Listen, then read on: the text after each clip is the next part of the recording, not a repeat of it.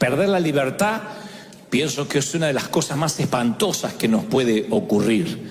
Yo decía en el servicio anterior que la libertad, salvando las distancias, es muy similar a la salud. Cuando uno la va perdiendo o la está perdiendo, recién la empieza a valorar. Uno no dice, doy gracias a Dios porque hoy estoy sano, porque mis pulmones funcionan bien, porque mis riñones están bien. Uno no da gracias por eso. Pero cuando de pronto tienes que hacerte diálisis o tienes que pasar por temporadas en camas de hospital, en camas de hierro, con sueros intravenosos, con respiración asistida, empiezas a valorar la salud. Uno no la da por sentada, la salud la damos por sentado, a menos que tengas una salud frágil. La mayoría damos por sentado la salud, el tener voz, el poder hablar. Le digo siempre al Señor que no quisiera algún día, aunque sea muy viejito, tener Alzheimer, porque mi mamá lo tuvo. Me veo como un hombre formulando preguntas de la nada o recordando solo algunos episodios fragmentados y me da pavor. Entonces, una de las cosas que yo no doy por sentado es la mente. Yo trabajo con la mente, como decía recién Zapata, somos la reserva intelectual de Latinoamérica y para un sistema cognitivo intelectual uno debe tener la mente en perfectas condiciones. Perderla me aterra. Perder la libertad me aterra más aún, porque la libertad también la damos por sentado. Pero un día, de manera justa o injusta, te dicen en qué horario vas a comer, qué vas a comer, cuándo te vas a levantar, cuándo te vas a acostar.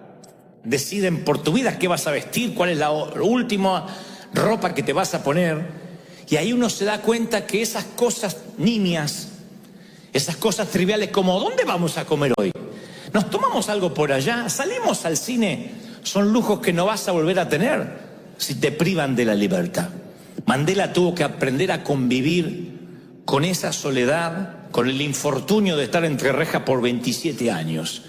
Pero la pregunta es, ¿podría haber una estrategia mayor del creador detrás de una temporada tras las rejas?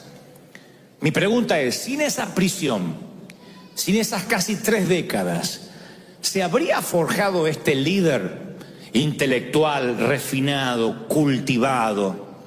Cuando yo veo todo el mosaico de la vida de Mandela, cuando yo veo toda su vida de una manera en perspectiva, yo digo, es indudable que ese sufrimiento fue parte de su formación, de su carácter.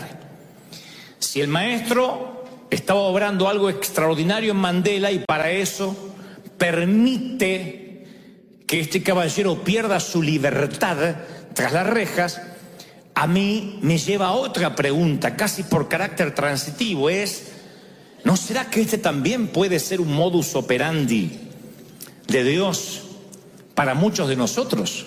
No estoy deseando que pases una temporada en la cárcel, pero digo, ¿no será que hay momentos en la oscuridad que debemos atravesar? Valles de sombra y de lágrimas que los pastores, los ministros solemos subestimar o minimizar diciendo, no diga eso, no lo confiese. ¿No será que parte de la formación de Dios en el carácter de cada uno de nosotros tenga que ver con situaciones que no son del todo gratas, no son del todo felices? Digo porque si Mandela, después de esa temporada, sale de la cárcel y termina convirtiéndose en un presidente, en el primer mandatario de su país, es obvio que hubo un plan, él mismo lo reconocerá. Dirá, si no fuera por la cárcel yo no me hubiese preparado, no habría estudiado, no había aprendido el arte de la negociación, el arte de capacitarme. Hubo una reingeniería mental en todo lo que él hizo a partir de estar confinado o privado de la libertad. Y yo tengo que mirar, me obligo a mirar mi vida y la tuya bajo el mismo lente, que a lo mejor estamos pasando temporadas, no necesariamente de cárcel, pero de oscuridad, momentos en que no son felices, no son para relatar en un testimonio, y quizás no tenga que ver con la mano necesaria satánica, porque eso es lo simplista que hacemos todos. El diablo está contigo, Dios te dejó, el diablo se ensañó. Y a veces Cuando uno ve historias como esta, no puede dejar de pensar que hay planes, hay estrategias que son más altas que las que nosotros creemos. Si pudiéramos tener una máquina que pueda ir al pasado y le preguntamos a Nelson Mandela, cuando recién lleva 10, 15 años en la cárcel, si cree que esto puede devenir en un propósito divino, te va a decir quizás no. Capaz que sí, pero quizás te diga no, yo no veo el propósito de Dios, solo quiero mi libertad. Y cualquiera de nosotros, si pudiera ir al pasado y ver esos momentos tristes, esas temporadas de divorcio, de quiebra financiera, de tirar un puñado de tierra sobre un ataúd, de besar una frente fría en un funeral, quizás dice, no, a mí eso simplemente me traumó, me marcó, pero no terminó en bendición, porque uno no logra ver qué es lo que Dios está proponiendo. Y es que las semillas germinadas, por lo general, nunca entienden desde su punto de vista limitado el proceso al cual están siendo sometidas. Una semilla no sabe si fue plantada o fue enterrada. La semilla no puede entender en la planta o en el fruto en el cual se va a convertir. Entonces yo preguntaba hoy y reformulo, ¿y si todo lo que nos tocó pasar, y si todo lo que te tocó pasar, en lugar de ser la parte oscura, el peor capítulo de tu existencia, fuera parte de un propósito para cultivar ese hombre o esa mujer que eres hoy? Nosotros decimos, no, Dios me hizo nueva criatura, yo llegué al Señor y en las aguas del bautismo quedó el pasado, quedó el ex marido, flotó la suegra, quedó todo ahí. Y si Dios, a lo mejor todo ese proceso, si bien fuimos perdonados, en términos escriturales, todas las cosas son hechas nuevas, pero ¿y si todo ese proceso de pronto devino en lo que hoy somos? Porque uno lucha contra la soberanía de Dios porque no nos gusta dónde nos coloca su proceso. Dios empieza a procesarnos y entonces yo siempre digo, donde te encontró el Señor, no siempre está cerca donde va a plantarte. Él te suele trasplantar, no suele cambiar. De lugar, de entorno, de cultura, de maneras de pensar, de paradigmas. Donde Dios te encontró no siempre es igual a donde Dios te va a plantar. Y en ese trasplante, en ese cambio, uno empieza a sufrir. Porque pensamos que estamos como marionetas al azar, como que estamos sin rumbo. Y sin embargo Dios nos está plantando. Y esta fusión cuesta tiempo, este cambio cuesta tiempo porque uno se acostumbra a lo cómodo y a lo familiar, y cuando empezamos a ver alrededor y no vemos un entorno reconocible, cuando Dios nos empieza a mudar, entonces uno empieza a sentirse la ansiedad de que dice, ¿por qué Dios me quitó de la zona cómoda, de la zona del confort? Decía en el servicio anterior que alguna vez leí de un libro del doctor David Cho que contaba la experiencia de las águilas, y dicho sea de paso, después lo vi en un documental, que las águilas, cuando hacen su nido, la mamá águila la hace con espinos y encima luego coloca todo un colchoncito de barro, de paja, para que los pichones no sientan los espinos. Y uno, al ver la madre poner espinos y después el colchón encima, no entiende cuál es el propósito. Pero la mamá águila sabe que habrá un momento en que la comodidad de los pichones va a primar por encima del riesgo. Y entonces cuando los pichones ya tienen alas para volar, ella los empuja. Se ve en el documental que con el pico les dice, ustedes pueden volar, no son gallinas. Pero los pichones se parecen mucho a nuestros hijos.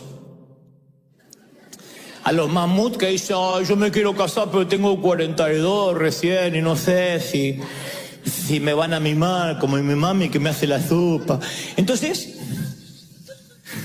reciban esta palabra del corazón: espino debajo del colchón, espino en los calzones. En algún momento sale liquidado. Entonces, bueno, pone espinos, la mamá. Y ustedes van a ver que los empuja, prueba 2 días de empujarlos. Y algunos no se quieren mover, algunos sí saltan al riesgo. Cuando la madre ve que la mayoría está acostumbrado al entorno, porque es maravilloso acostumbrarse al entorno, que te alimenten. Hay iglesias que son raquíticas allí, donde la mamá viene o el papá viene, el apóstol viene y le pone el gusanito en la boca. Entonces lo único que hace en la iglesia todos los domingos es... y le pone el gusanito, dígale a que está a su lado, repita esto, dígale al apóstol, voltea hacia atrás. Dice, por eso yo dije en el servicio anterior y vuelvo a repetir, si piensan que yo le voy a dar el gusanito, tu abuela, estás perdido conmigo. Vas a crecer, vas a madurar y vas a depender de Dios y vas a saber que Él es tu ayudador, tu cuidador y el que te hace crecer. Yo no le pongo gusanitos en la boca a nadie, porque tienes que aprender a comer solo. Bueno, la madre águila sabe esto y sabe que la zona del confort produce atrofia. Y lo que no se usa se atrofia. Si no vas al gimnasio, te atrofia los músculos. ¿Sabías eso? Si tomas mucha cerveza, se te atrofia la panza. Si no lees, te atrofia el cerebro. Yo conozco muchos universitarios necios, porque la última vez que leyeron un libro o estudiaron fueron cuando se graduaron y dejaron de ser autodidactas. Y por más que dicen tengo un título y ostentan un título universitario, son gente que empiezan a ser sabios en su propia opinión, no se recicla, no tienen una reingeniería, no se reinventan, entonces van perdiendo hasta el léxico, la manera de hablar, porque no son autodidactas, porque lo que no usas, como el cerebro, también se atrofia. Si dejas de orar, se te atrofian las rodillas. Si reemplazas Netflix por la Biblia, se te atrofia la Biblia y se te atrofia la lectura espiritual, se te va atrofiando. Entonces cuando alguien se atrofia, empieza a ser absolutamente dependiente de que otro lo ayude. Y eso puede ser peligroso. Dios necesita hacerte crecer. Cuando ves que algo se atrofia, necesitas que eso crezca. Los pichones de águila ven que se están pinchando y dicen, entre una muerte segura y una muerte probable, vamos a elegir la probable. Y se tiran más allá de los riscos y van a ver en los documentales que pum, pum, pum, se pegan contra los sitios más altos hasta que finalmente se dan cuenta que son águilas y pueden volar. Pero hay un par que mueren en los nidos. Así que tal vez estabas esperanzado que el mamú se vaya. Hay algunos que mueren en los nidos, ahí desparramados en tu cama, diciendo, no, estoy esperando la voluntad de Dios, y no se va a mover. Pero la mayoría sale cuando siente que está entre espinos. Yo pienso en esta metáfora y digo, sí, porque Dios nos traslada a veces a campos irreconocibles, donde así es que nosotros vamos a empezar a conocer lo que es el crecimiento, lo que es desarrollarse. Yo he conocido personas, creo que en mi edad he conocido a personas de las más interesantes que ha habido en el mundo. Me he sentado con gente que ni en mis sueños más descabellados pensé que Dios me iba a dar la providencia divina de estar. Entonces, mirando la historia de lejos, puedes decir, bueno, Dios te privilegió, Dios tenía un plan, sí, claro que lo tenía, pero la gente suele mirar nuestra tierra prometida y no valorar o no estimar el desierto. Y si me vas a buscar a mí, cuando yo era un muchachito, mi papá me llevaba a los aeropuertos a ver cómo despegaban los aviones. Esa era la salida del sábado. Vamos a ver cómo, mira, uno grande, ¡ay, uno chiquito! Y de tanto en tanto decía, papá, ¿y yo podré volar en uno de esos? ¡Está loco! Porque eran así alentadores los papás de antes. ¡Está loco! ¿Sabe lo que sale? Viajar ahí. ¿Aparte a dónde vas a ir? Porque nosotros pensábamos que no había más mundo aparte de Argentina. Sabíamos de México, algo por el Chapulín, pero hasta por ahí nomás. Pero no sabíamos que había otro mundo. Y me acuerdo de esos tiempos donde yo estaba convencido de que mi vida iba a quedar así. Y si también usas la misma máquina del tiempo para ir a ver a Mandela cuando joven, o en la cárcel, para irme a verme a mí cuando niño, te hubiese dicho, no, estoy con zapatos despegados, heredando los pantalones de mis hermanos. ¿Cómo voy a pensar que Dios puede tener un plan? Yo hubiese estado convencido que yo no estaba plantado, que yo estaba enterrado. Y ni en mis más descabellados sueños yo hubiese imaginado vivir lo que Dios me ha permitido vivir. Claro, porque la semilla de quien yo era no podía comprender el fruto que daría o la planta en la que Dios quería que yo me convirtiera. Entonces no me desperté una mañana y fui la persona que tú ves hoy. Nada fue de casualidad, nada fue suerte. Todo tiene que ver con proceso, con cultivo, con tiempo, como tu vida. Porque a veces pensamos, bueno, aquel porque es más conocido, el otro, pero todos pagamos un precio por ser quienes somos, ¿o no? Todos aquí tienen una historia triste para contar, ¿o no? ¿Quién dice, no, mi vida fue de cuento, a mí mi vida la produjo Disney? ¿Quién? Todos tienen una historia triste que contar. Todos dicen, wow, yo tengo una temporada en el hospital, yo tuve temporadas en el panteón, yo pasé por divorcios, por crisis.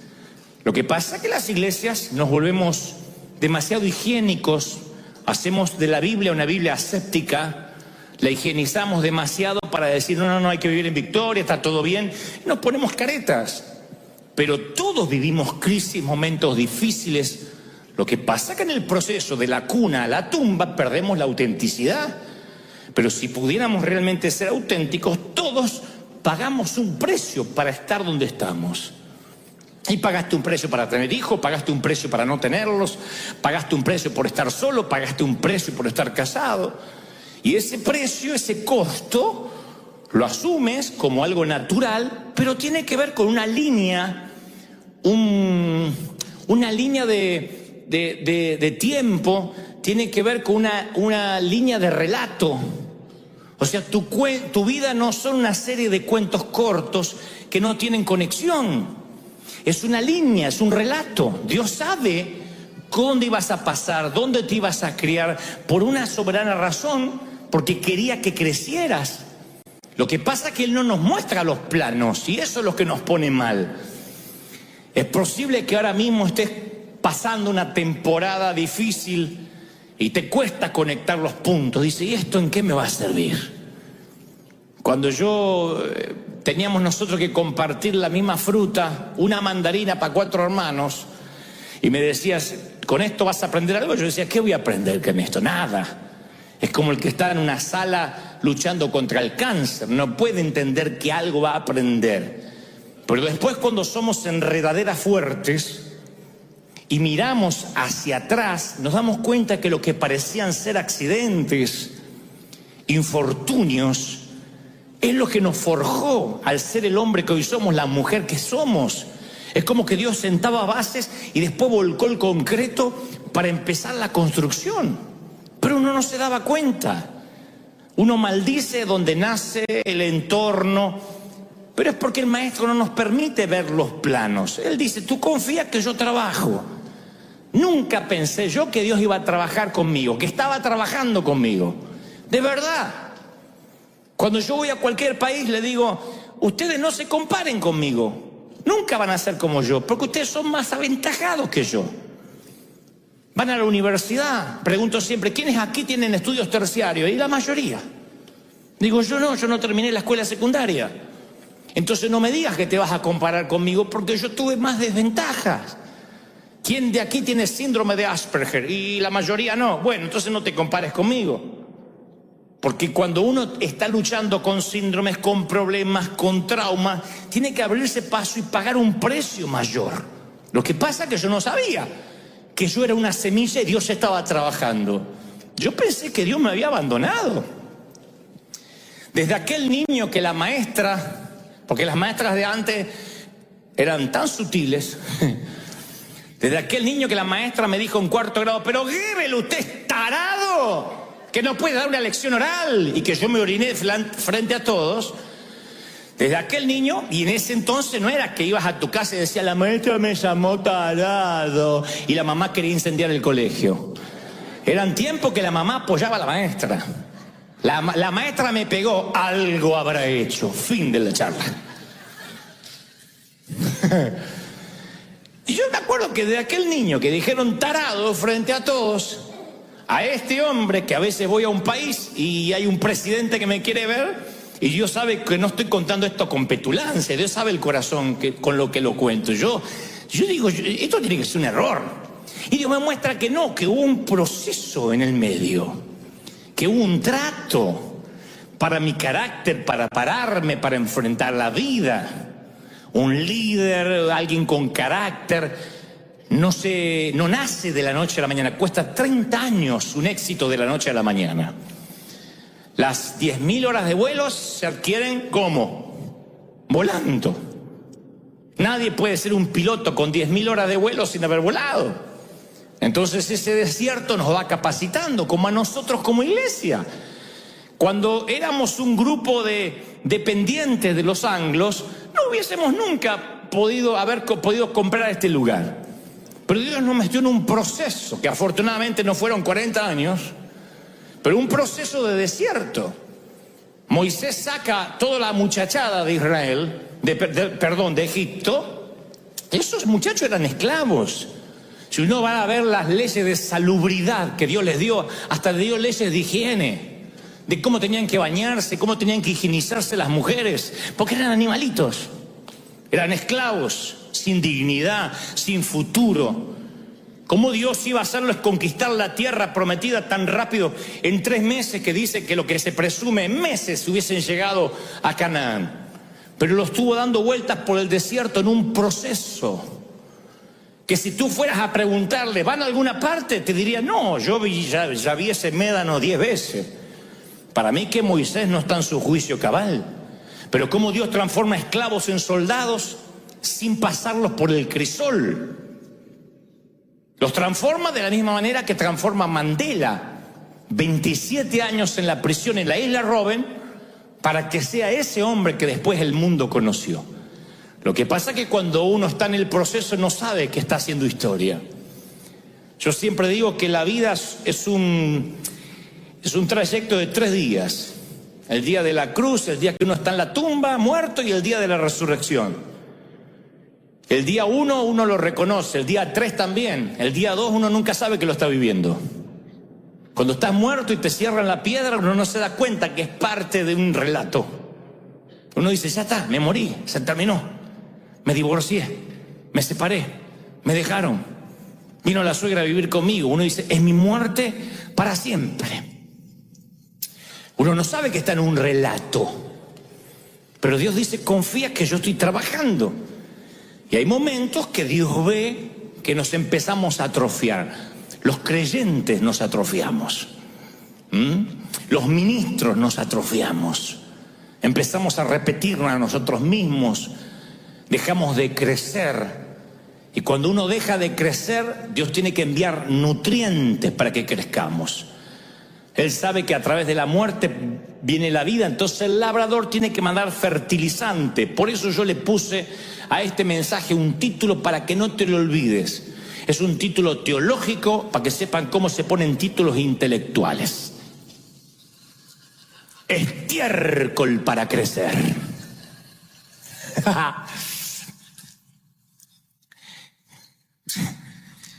Porque el labrador, cuando dice no está creciendo, le pone estiércol para que pueda crecer. Y el estiércol apesta. Es maloliente, no hay estiércol francés. No. Pero ese estiércol es porque cuando hay comodidad y hay ciclos de estancamiento, él interrumpe nuestra conveniencia, nuestra comodidad, y dice, hay algo que se está atrofiando y necesita crecer. Tengo base bíblica. En la parábola sobre la higuera, que no daba fruto por 3 años, dice la Biblia que el dueño de la viña buscó fruto durante 3 largos años y nunca había fruto. Y al no encontrar ningún fruto, le ordena a su jardinero, a su labrador, dice, mira, cortame este árbol que no sirve. Y noten esto, porque esto está en las Escrituras, tiene un significado, no es una mera anécdota o una metáfora, simplemente por ponerla. El labrador dice, Señor, déjela todavía este año. 3 años la habían esperado. Déjela este año hasta que yo cabe alrededor de ella, y ahí se nos escapa el detalle, y la abone. ¿Saben lo que es el abono? Estiércol, fertilizante, Y si diere fruto, bien. Y si no, la cortamos. Lucas 13:8. El abono tiene nitrógeno, fósforo y potasio. Y la única manera en que crezca es cuando empiezas a oler mal. Cuando la vida se pone densa. Cuando la vida se pone cloacal. Y notas un aumento en la cantidad de estiércol, de problemas. Tienes que prestar mucha atención, no tienes que decir, ay, ¿qué me pasó ahora? Significa que hay un plan de Dios, algo que tienes que saber que es parte de una temporada. Salomón divide la vida en 28 temporadas. Sin embargo, pareciera que los predicadores nos olvidamos del tiempo de llorar, del tiempo de arrancar. Hay tiempo de celebrar y parece que no, esto es de menos nivel. Y es como que editamos, censuramos lo que dijo Salomón, como cuando censuramos que dijo, en el mundo tendréis aflicción, como cuando censuramos que para ambos constructores de casas vienen las tormentas, para el que edifica sobre la roca y el que edifica sobre la arena. Es como que censuramos esas partes porque no, hay que darle victoria a la gente, repita conmigo, pero están ahí. Esos temas van a venir, esos problemas van a venir, el estiércol va a venir, es parte, es una señal de Dios, que Él ve algo estancado, atrofiado, y entonces aplica una cantidad extra de excremento. Porque los problemas son como vitaminas, como nutrientes que te forman. Las pruebas te estimulan a crecer. Hagan memoria. Uno no es la misma persona después de pasar por una enfermedad que pudo haber sido terminal. Me consta que hay damas que decían, yo me hacía problema por todo, hacía planteos y escándalo por un vaso sucio en casa. Un día tuvo que luchar contra el cáncer de seno, se sanó y ya no se preocupa, ya las preocupaciones como el vaso sucio vuelan por fuera de su radar. Y no es que se hizo una persona necesariamente más buena, ordenó sus prioridades. Dijo, cuando estaba en el hospital y sabía que iba a ver a mis hijos por última vez, me importaba un cuerno el vaso sucio. ¿De qué te sirve una sala ordenada, un sillón impecable, cuando te estás muriendo en una cama de hierro en el hospital? Se ordenan las prioridades cuando de pronto el excremento te hace valorar lo que antes no valorabas.